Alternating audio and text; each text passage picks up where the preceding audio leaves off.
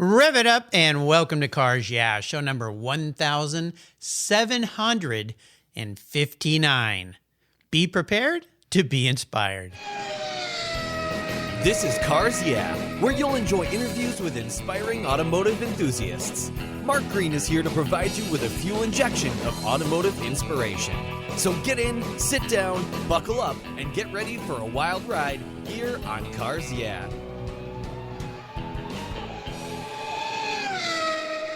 Hello, inspiring automotive enthusiasts, and welcome to Cars Yeah. Today I'm in Milford, Michigan, with a very special guest by the name of Todd Somerville. Todd, welcome to Cars Yeah. Are you buckled up and ready for a fun ride? Absolutely. Glad to be here. I know you're probably buckled up because I know you've done some racing on the track and driving, and you love to drive. But before we give you a proper introduction here and dive into your business, what's one little thing that most people don't know about you? I played sousaphone in high school and college, and I was a Keystone Cop at Cedar Point in a roving band. Well, now, there's one of the most unique answers I've heard from that question. Yes, nobody knows that about me. Well, now they do. Thousands of people know now. Now you're going to be getting requests on social media to play something. Now, why did you pick that, the sousaphone? I just went to a high school where they had a really great show band, and I was a big guy, and I could carry the thing, and it just became something I really enjoyed doing. I did it for over a decade. Wow, how fun. Well, I'll tell you, music is so important. I think it's one of those things that every young person should pick an instrument and learn. My instrument of choice was the guitar. I started playing when I was very young, played through high school and college, and even taught guitar lessons to kids in the summers to make extra money. And it teaches you great discipline, doesn't it? I mean, that's one of the great things about music. Yeah, I believe the arts in general for kids is super important in terms of their creativity and having to put some discipline into actually learning something and sticking with it and getting better at it, and then all the social aspects of it too. I mean, it was a super important part of my life and my development. Well, especially playing in a band where you have to work with other people as well. Yes, and then going from a high school environment to a college environment where the game's a bit different. You got people that are music majors and are really good at what they do, and then just the camaraderie of it. It was like being in a musical fraternity in college. Yeah, it's fantastic. Very, very cool. Well, if I'd known that, I'd had you bring your sousaphone and play us a little something. But not today. We'll do that next time you come back to Cars Yeah. How's that sound? Sounds great. All right, let me give you a proper introduction. Todd Somerville is the Vice President of OEM Relationships at Modal, a company that provides e-commerce to the world's leading automotive dealers and brands. He's responsible for driving strategy, business development, partnerships, and new label sales efforts for OEM and Alliance relationships on behalf of the company's leading automotive e-commerce platform. Todd previously worked at Cox Automotive and Reynolds, offering expertise in enterprise, major account sales, and performance management in automotive retail. Since the pandemic, Modal has experienced a surge in demand for its platform, which generated a 700% increase in online checkout customers. This is very fascinating, especially given the pandemic and the changing world. So I can't wait to learn more about it. We'll be back in just a minute, but first a word from our sponsors. They keep this show alive, so give them a listen, give them a little love, and we'll be right back. Hold on. Our pets are part of the family, but they can be very hard on your vehicle's interiors. Do you have a pet in your household that loves to go for rides? Covercraft offers a wide variety of solutions to protect your vehicle's interior from Fido's rough treatment. Canine cargo area covers are padded for comfort and provide door-to-door protection. Pet pads have built-in features and keep cargo areas and your seats protected. Covercraft's quality pet solutions cover cargo areas, bucket, or bench seats, and protect from damaging claws, pet fur and hair, mud, moisture, and drool from permanently damaging your vehicle's interior surfaces. Choose from a variety of styles and covers for almost every vehicle made. And I've got a deal for you. Cars Yeah listeners are going to get 10% off if you use the code YEAH21, that's YEAH21, Simply use the code YEAH21 at checkout at covercraft.com. Covercraft, protecting the things that move you.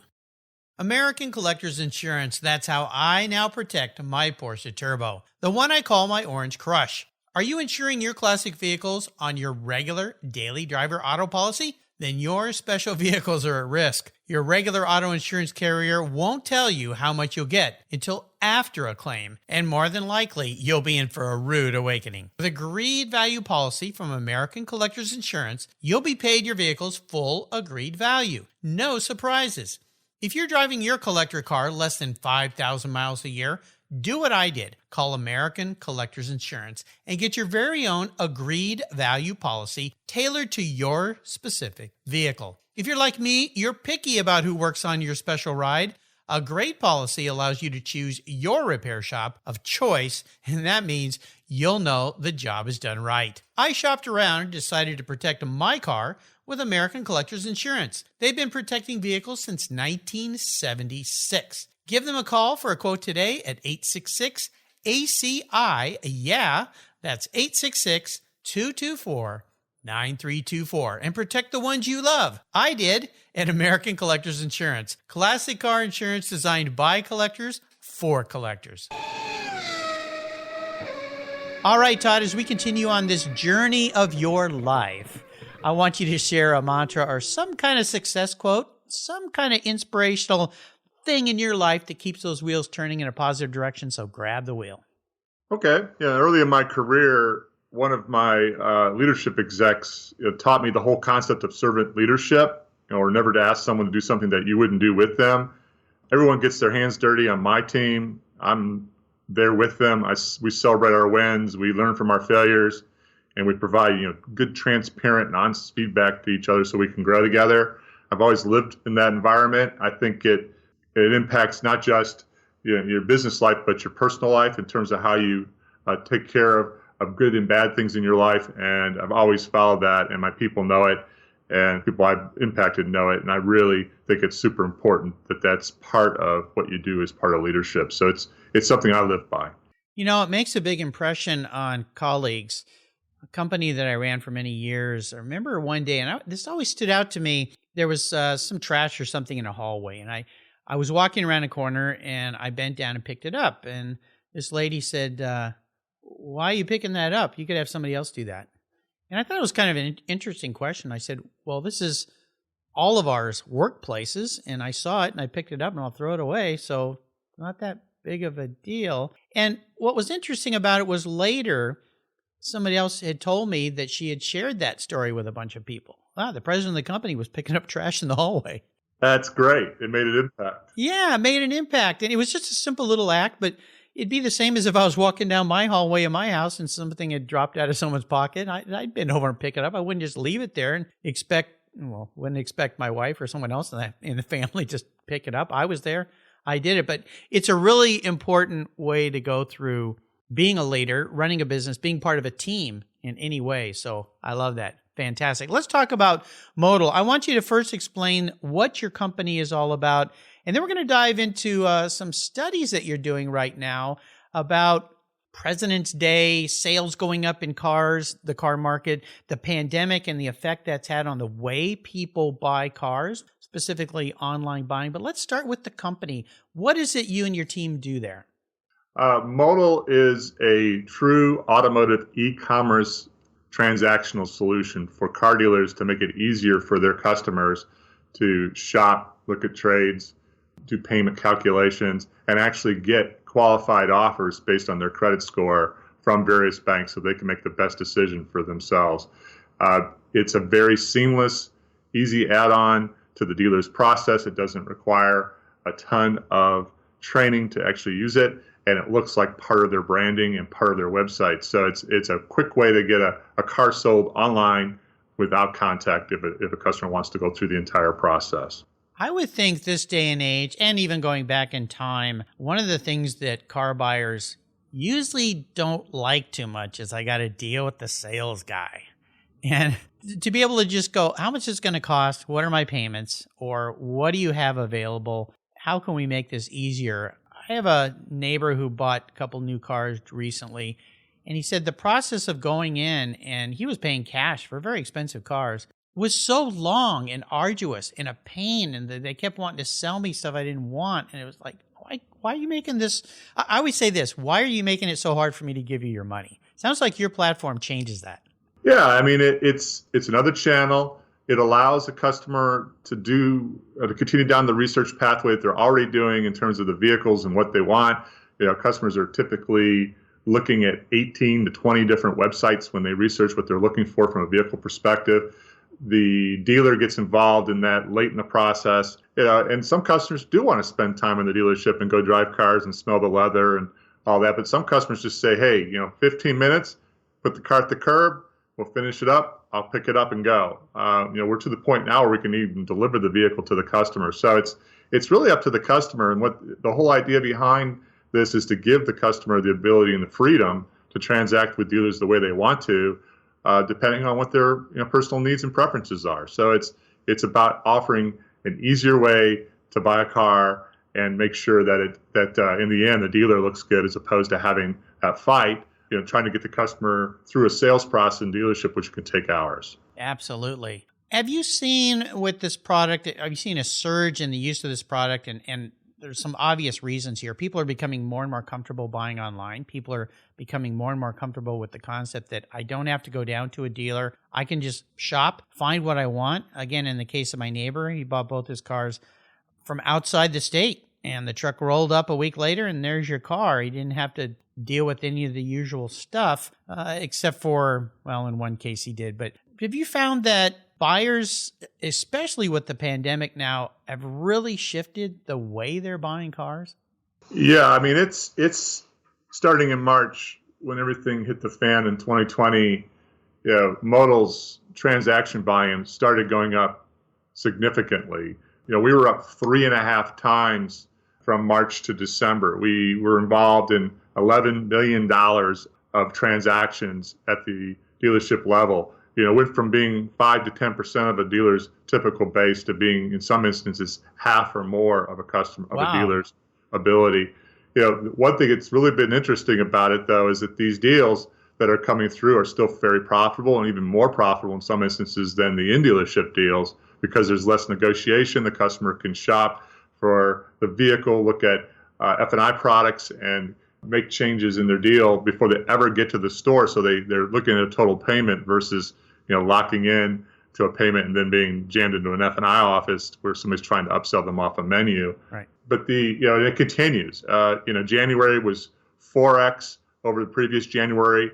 Things are still starting to cool off a little bit in terms of the panic around COVID, but it's still out there, and customers are still transacting that way. And we're anticipating 5x in the next couple of weeks in terms of what we were doing a year ago in terms of online transactions, vehicles bought contactless. Wow.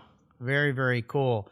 One of the things I noticed when I first reached out to you guys is the notion of President's Day weekend, and that being a big weekend for car sales. And I never thought of that. I'm not in that business, and I don't buy cars often. I tend to buy a new car and keep it a long time. But there's a couple factors around President's Day that make a difference. What are those? Well, the big thing is it's really you're post-Christmas. It's really the only holiday of any significance in the wintertime. You really don't really start cranking up car sales until the spring. So the OEs will typically throw some sweeteners into the puzzle to get people to visit stores and to shop for vehicles at this time of the year. It's a slow time. Nobody's buying convertibles in a snowbank in Michigan in January, really? February. No, they're out there. I know you have a convertible here in Michigan. I have a convertible that I bought it in the spring. Okay.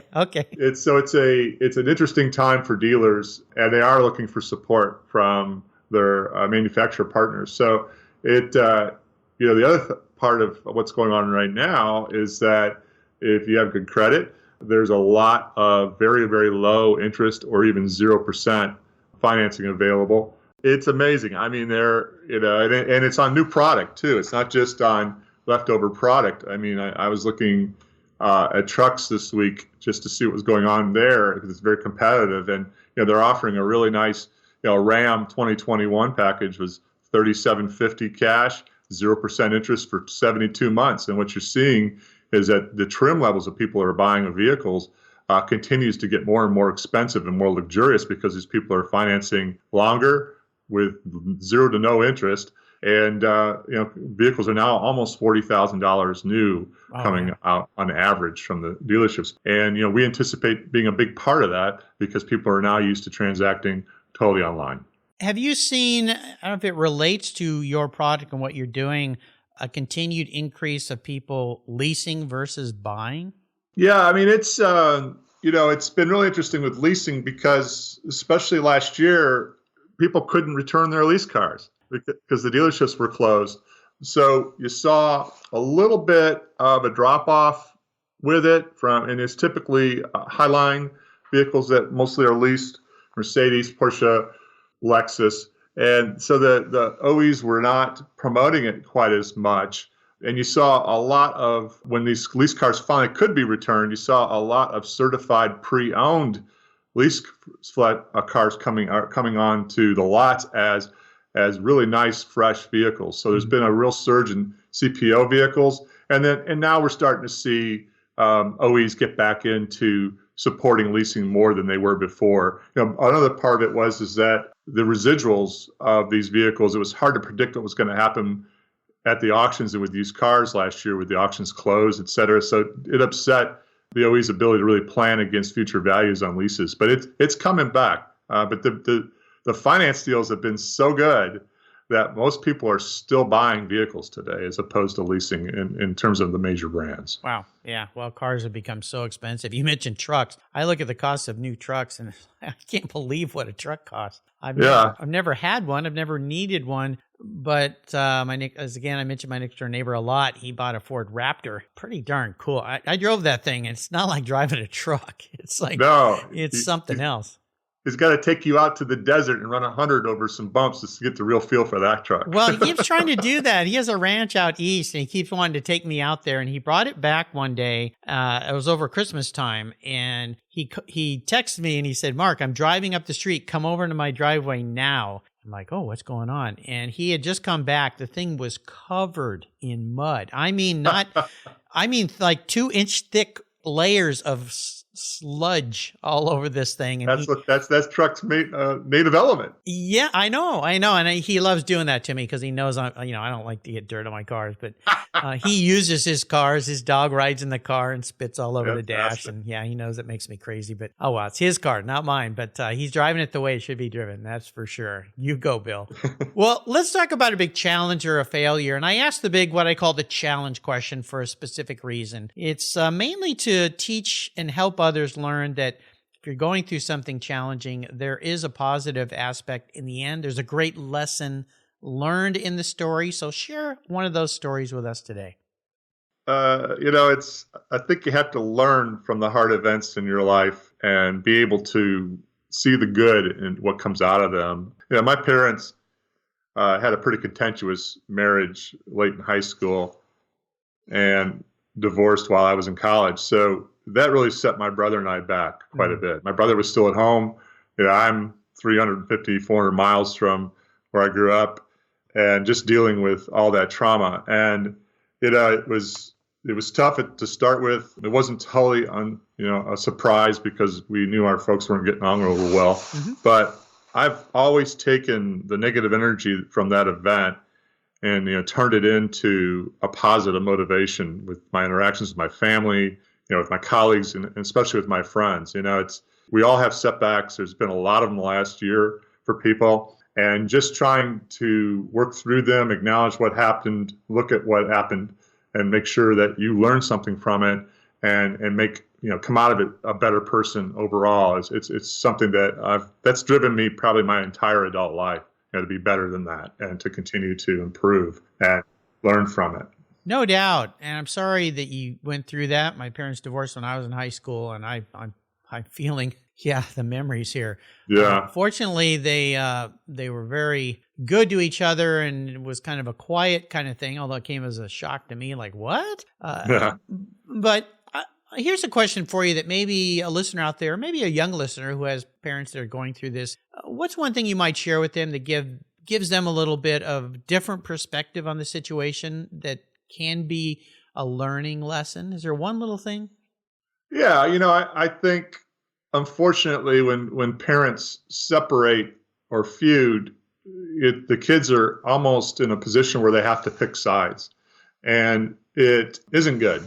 And I made every effort not to do that and to be open-minded to what was going on with my parents, and also to realize that no one's perfect. Yeah. And to forgive them. Forgiveness, yes. There's a key word right there. Yes, and letting it go. And it's something that is tough to do when you're right there in the mix of it. Yeah. Yeah. My parents made a pledge to each other to not speak ill of each other to my sister or I, and they held that pledge. And I always thought that was really strong of them and great of them, because I know there's a lot of hurt in the situation. And I think that helped our family get through that better, as best as you can. But that word forgiveness, that's a tough one when you feel like somebody has wronged you, whether it's a family member or a parent or a business partner or a friend or whoever that is figuring out how to find a way to forgive. Doesn't mean you have to let them continue to abuse you in any way. Yeah, there's a difference between forgiving and forgetting. Yeah. Best to sometimes not forget the lesson learned in that situation. Been there, done that. So, yeah, but I always said there's a great saying, and I'm not going to remember it properly, but forgiving somebody else's actions is more for yourself than for them to help you move forward. So, yeah. Absolutely. You don't want to carry it with you. No, it's painful. That's a lot of heavy bags to carry for the rest of your life. Well, thanks for sharing that with us. I'm sorry you had to go through that. Let's take a short break and catch our breath. And we come back. I know you're a bit of a car guy, so we're going to dive into that when we come back. So keep the seatbelts on. Crash jewelry is handmade from the metal of luxury cars while preserving the original factory paint. Founder Christy Shimke came up with the idea when she moved her jewelry studio into her husband's Los Angeles auto body shop. After watching beautiful Porsche ultraviolet fenders and Ferrari Rosso Corsa hoods head to the scrapyard, she developed her own unique upcycling process of cutting, bending, and sanding the metal into unique, wearable pieces of beautiful automotive art. For Women's History Month here on Cars Yeah!, Crash Jewelry is giving away a special Ferrari Art Deco cuff. The cuff includes an empowering message engraved inside. Enter to win today by subscribing at crashjewelry.com. Plus, Christy is offering Cars Yeah! listeners 10% off in March when you use the code CARSYEAH at checkout. That's crashjewelry.com and use the code CARSYEAH today. And don't forget to follow Christy on Instagram at Crash Jewelry. I've discovered Linkage. It's a new quarterly publication and website that covers the automotive market, driving, restoring, collecting, and discovering your passion for motor vehicles. Linkage is about experiences, opinions, and values. Linkage is an actual informed, reasoned opinion based on first-hand experiences. A talented Linkage team covers the automotive world, the people who share your passion and mine, smart, considered, rational, and experienced opinions, ones you can learn from and grow. That includes our passion that drives auctions and the collector car market. So come with me and join us on this journey. Join Linkage.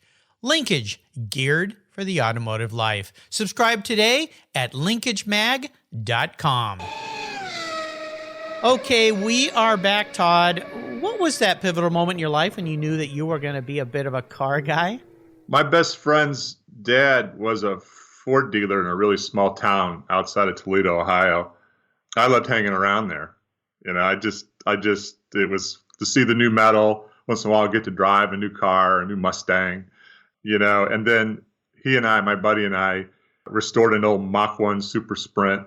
Oh. I'll never forget hearing the ram air on the hood of that car open up and that Cleveland just screaming as we went down I-75 at way over the speed limit. We won't tell your mom that. She knew. And, I was bit then and never got over it. It's always been in my bloodstream that I was going to be a car guy. Cool. Is there a really special vehicle in your life that stands out? And if so, maybe share a memory or two about that ride. I've had several Detroit iron muscle cars. I live outside of Detroit. But about 6 years ago, I took on, I had done some autocrossing as well in an SVO Mustang in Mid Ohio. So I kind of got wrapped up around, handling and what a car could really do in lightness, and muscle cars have gotten heavy. So about 6 years ago, I bought a 2007 BMW Z4m Roadster. Oh, nice. And it's interesting because I'm 6'4", 250, and this is a small car. Yeah. So it's a little interesting watching me get in and out of this thing. Yeah. Origami folding of your body to get inside my wife laughs at me. People, we're at a restaurant, people will laugh at me when they see me getting out of this car. It's like, where did he come from? Yep. But the car, you don't see yourself coming and going in it around Detroit. It's actually a very unique vehicle to drive. It's very analog, meaning there's not a lot of nannies on it. Yep. It was, one of the last real analog M cars built. And it can come around on you if you don't know what you're doing. Yeah, it's a beautiful, fun car. I've got an 05 M3, and so cars of the same era. Your car, and I'll let the listeners know, you can go to Todd's show notes page in the Cars Yeah website. You'll see a picture of him in that car. His head isn't really too far up above the windshield there. Not like, Magnum PI in his Ferrari, where they had to leave the top off because the guy's so tall. But your car looks like almost like it has Alpina wheels. Yeah, it's the M version of the Roadster and the Coupe as well had quite a bit of treatment to it. Yeah. Cross-drilled rotors, offset wheels. They were very different from the stock cars. You see a stock car, it looks a lot like a Miata. Yeah. You look at this car, it's very meaty looking on the road, and all of the enhancements they did were very M-like, and the car is a handful to drive and an absolute riot to drive. I recently took it on a Z Club drive near Hell, Michigan, which they profile in a lot of the enthusiast magazines, and my wife just kept screaming and chuckling and giggling. And by the time I was done just trying to keep up with these guys after 2 hours, I was exhausted. The car is an absolute riot to drive. Yeah, it's a beautiful Amola blue, right? Yes. Yeah, yes. Beautiful color. Really fun cars. Definitely a keeper car. And without all the nannies, like you say, even more special. Very cool. Love it. Now, here's a bit of an introspective question for you, Todd. If you were a car, not what you want to be, but your perception of your personality manifest as a vehicle, what would you be? But the more important part of the question is why? I'd be an F-150. Okay, there you go. Yeah. It's highly capable. It's ready for anything you can throw at it. It's luxurious during the week. It's a nice city ride, but you can run in the dirt on the weekends with it. It's versatile, but it doesn't take itself too seriously. And I've got my eye on a 2021 King Ranch right now. It's a really nice truck. Yeah. But yeah, that's how I see myself, as being incredibly versatile and flexible, and not too showy, but also able to step it up when I need to. I like it. Well, I got a little tip for you, Todd. There's this platform I hear out there from a company called Modal, where you can go online and buy your car and spec it. Awesome. Yeah, you might check that out. I'll put a link to that on Todd Somerville's show notes page so you can learn more about that product. I have a feeling you might know a lot about it, but just want to make sure you use that before you buy that King Ranch, okay? I think it's a great idea. There you go. Yeah. I'm always thinking about marketing. All right, we're up to the last lap. I'm going to fire off some questions, get some quick answers from you, so here we go. What's one of your personal habits you believe has contributed to your many successes? I don't really take much of anything all that personally. Including setbacks. I'm pretty self-deprecating. I love to laugh, which seems to put people at ease. Life's too short to be obsessive. I like to relax and just enjoy the ride. Nice. Good way. Could you teach me some of those habits? I have to work at it. Well, okay, yeah. I'm going to go to the Todd Sommerville class of unwinding. There you go. If I could arrange for you to have a meal or a drink with anyone in the automotive or racing industry, living or deceased, who would it be? Carroll Shelby. Yeah. He's the second most mentioned person, Henry Ford being the first. And I'm not surprised, because old Shell is, quite a character. If you got to sit down with him, what would be one of the first questions you would ask him? What drives you to be a winner? We've all seen characterizations of it now, including the recent movies. I would love to know what drove him, because he just never gave up. I mean, all the guts and grit that I saw in what he did and how he achieved it. It's just inspiring. And I'd love to hear a little bit of how he motivated himself to be so relentless. Yeah, and you go back to his very humble beginnings. People, a chicken farmer. He used to race in his overalls in the beginning. Yeah, in Texas. Yeah, in Texas. Well, there's part of it. He's from Texas. I mean, people from Texas, they're grit. My dad grew up in Texas on a farm. They're strong people. I just was looking through this morning in my latest new issue of Cavallino magazine about Ferraris, and it had pictures of him racing back in the 50s in a beautiful old Galetti designed Ferrari. Yeah, what a life. Holy cow. Yeah. Absolutely. Yeah, incredible person. That would be pretty darn fun. I did get to meet him a few times. I got to talk to him for maybe about 5 minutes in a setting where it was just he and myself and another person. But you almost are like, he's so bigger than life. What do I ask this guy? Not sound like a total goober. I was at the Detroit Auto Show, and it was during the Alamo Alley days, and he was just a legend as well in Detroit as the CEO. So I got to meet him, and then Carl Shelby was there as well, but he was just mobbed by people. I didn't get to talk to him all that much, but I did get to shake his hand. Yeah, pretty special guy. I have a glove box he signed for me. I had a clone, actually, of a GT350 Shelby Mustang that I drove to work every day for several years, and I took the glove box off, and I was at Laguna Seca at the historic races, and he was the featured guy, and I stood in line, and he signed that glove box. So when I sold the car, I kept it, and the guy said, well, I wanted the glove box. And so I actually found another glove box and shipped it to Carroll Shelby, and for $10, he signed it, and he puts all that money towards he had a great foundation to help kids with heart problems, because we all know he had heart issues, and mailed that to the guy who bought my car. He was just ecstatic. So that is really great. Was pretty cool. When it comes to automotive advice, I always ask my guests for the best advice someone else has ever offered to them. Now, since we're talking about Modal and what you guys do, let me twist this question for you. When it comes to buying a new vehicle, what would be some advice you might offer to a listener out there who's thinking about putting something new in the garage? Do your homework. Insist on getting what you want.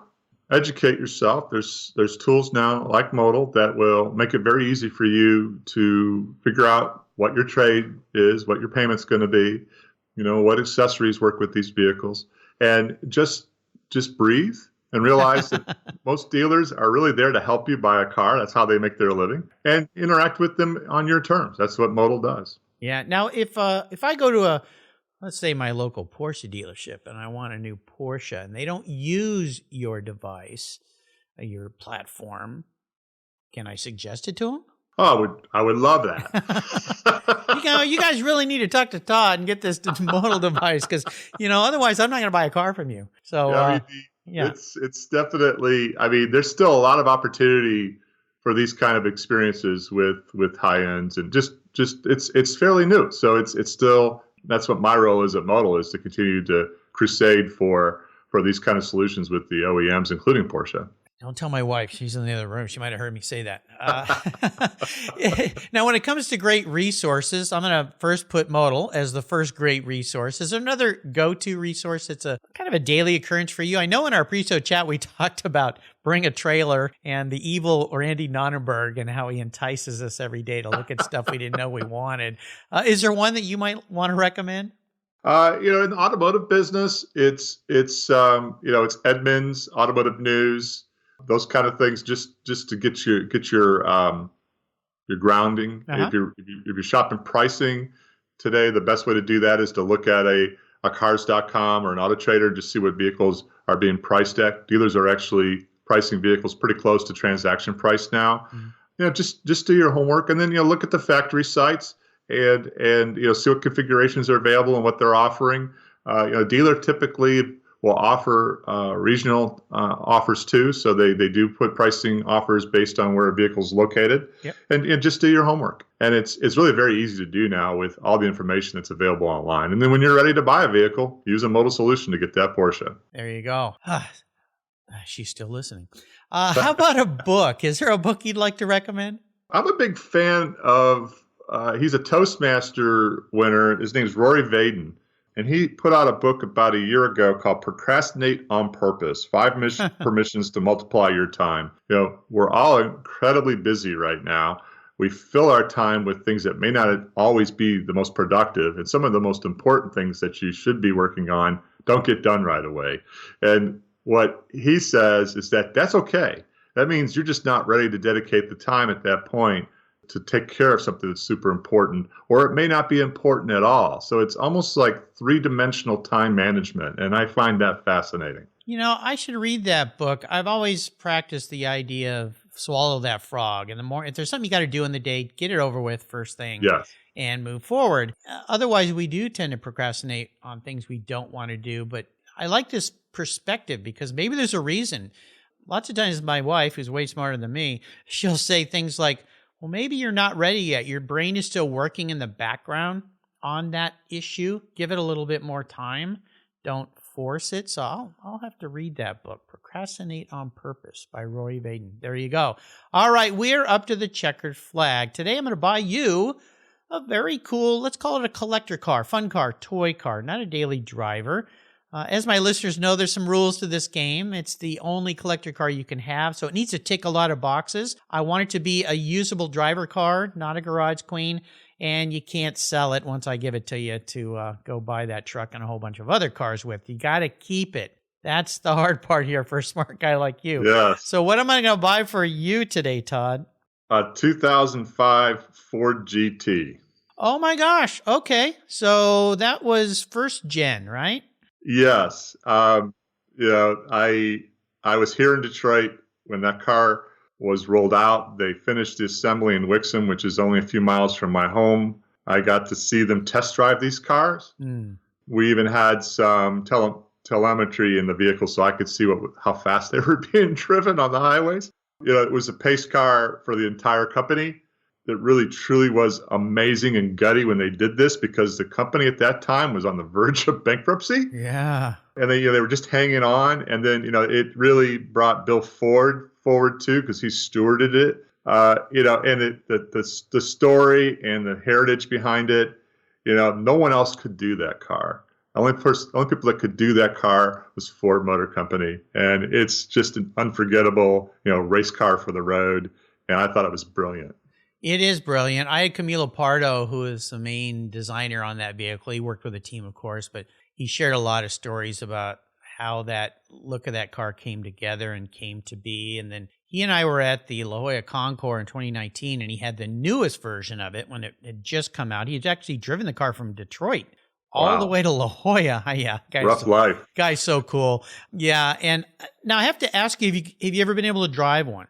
Yes, and it is such an ethereal experience because it's by today's standards, it's not the fastest car in the world, but just the way it feels, smells, rattles, all the noise that comes through that back end of that car, it is an experience. There's nothing else like it. Reminds me a lot of jumping in a Miura and driving it because right over your shoulder is that engine sitting there. And it has that feeling, of course, Miura, Ford GT, at very different time periods and everything. But I had that same feeling when I got to drive one. I got to drive one on a track. The thing about that car, though, no traction control, no control units or anything. You got to be very careful in that car. I didn't crash it. I didn't drive it full speed either because it was not my car. But yes, very, very cool. Now, let me ask you this. That car versus the newest version of that car, why the first gen versus the current one?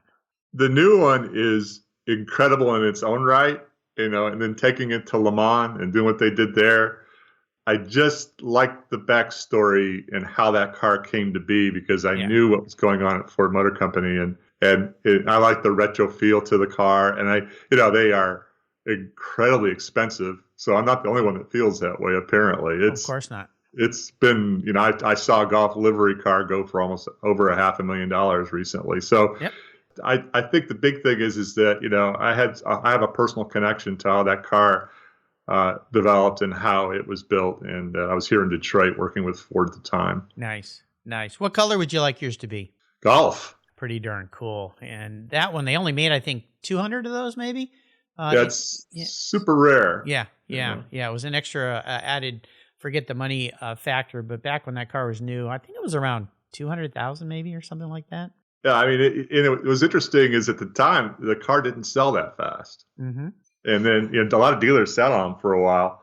And then, people have come to realize what it really was. But again, I saw them rolling off the assembly line here. Cool. And it just made my blood go to see it. My wife the same way. We loved them. Yeah, they're very, very cool. And I think they're very, very, for a modern car, true to the original GT40 in many ways. Now, people would argue that, but when you really look at the two cars versus the new one, which doesn't look anything like a GT40, in my opinion. It's more of a supercar, hypercar kind of thing. Yeah. But it's true to that old livery, kind of like the new Ford Broncos, true to to that livery and some of these other cars they've come out with. That I know Volkswagen keeps saying they're going to come out with a van again, not a van again, but a van again, like the old van. Electric. Yeah. It's going to be an electric. Yeah, we'll see. Yeah, I've been hearing about that for a long time, but we'll see. All right, I'll get to work, see if I can find you one of those as soon as possible. Thank you. We'll have some fun with that. Todd, you've taken us on a fun ride. This has been great learning more about you and your business. I want you to give us one little parting piece of wisdom or guidance, though, before you rip off down the roadway in that beautiful Ford GT.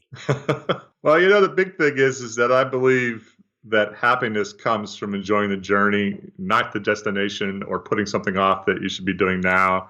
Surrounding yourself with positive influences and people who constantly push you to be a better person. Cutting negativity out of your life is all a big part of it too. Sometimes you just have to move on from some people and some influences.